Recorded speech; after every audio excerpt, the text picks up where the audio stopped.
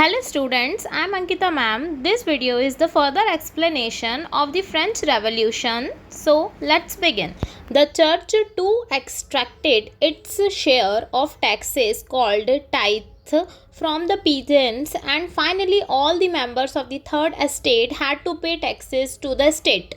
Church किसानों से दशमांश कहे जाने वाले करों का मीन्स टैक्सेस का अपना हिस्सा वसूल किया करता था और अंत में तीसरे एस्टेट के सभी मेंबर्स को ही राज्य के टैक्सेस का भुगतान करना पड़ता था. These included a direct tax called tithe and a number of indirect taxes which were levied on articles of everyday consumption like salt or tobacco.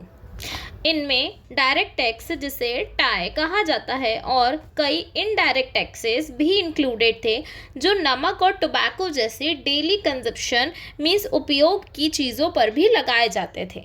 The burden of financing activities of the state through taxes was borne by the third estate alone. Taxes के through राज्य की financing activity का बोझ अकेले third estate के members के through ही वहन किया जाता था. This is the picture to show how the poor fellow brings everything, grain, fruits, money, salad, and the fat lord sits there, ready to accept it all.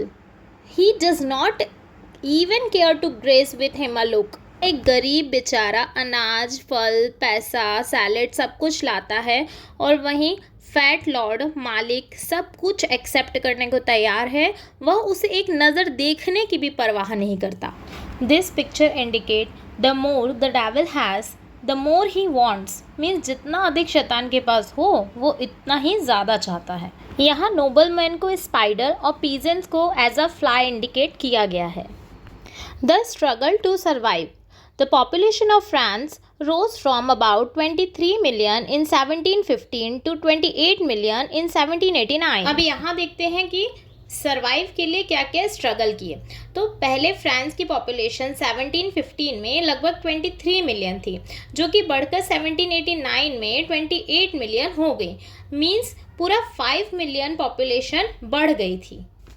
This led to a rapid increase in the demand for food grains.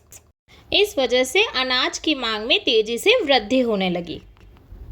Production of grains could not keep pace with the demand. और अनाज का उत्पादन demand के according means अनुरूप नहीं हो सका. So the price of bread which was the staple diet of the majority rose rapidly. इसी वजह से ब्रेड का प्राइस जो कि मेजॉरिटी का मुख्य आहार था तेजी से बढ़ा. Most workers were employed as laborers in workshop whose owner fixed their wages. अधिकांश वर्कर्स कार्यशालाओं मीन्स वर्कशॉप में मजदूर के रूप में कार्य करते थे जिनके मालिक ने उनकी मजदूरी फिक्स्ड कर रखी थी. But wages did not keep pace with the rise in prices. लेकिन मजदूरी कीमतों में वृद्धि के साथ तालमेल नहीं बिठा पाई. So the gap between the poor and the rich widened. इससे अमीर और गरीब के बीच का गैप और भी बढ़ गया. Things become worse whenever drought or hail reduce the harvest. हालात और भी बदतर हो जाते जब कभी सूखे या ओलों में फसल का प्रोडक्शन होता. This led to a subsistence crisis, something that occurred frequently in France during the old regime. इस वजह से सबसिस्टेंस क्राइसिस जैसी स्थिति सामने आई जो पुराने शासन के दौरान फ्रांस में अक्सर होती थी. सबसिस्टेंस क्राइसिस एक ऐसी एक्सट्रीम सिचुएशन होती है जहां पर बेसिक मीन्स ऑफ लाइवलीहुड भी खतरे में पड़ जाएं.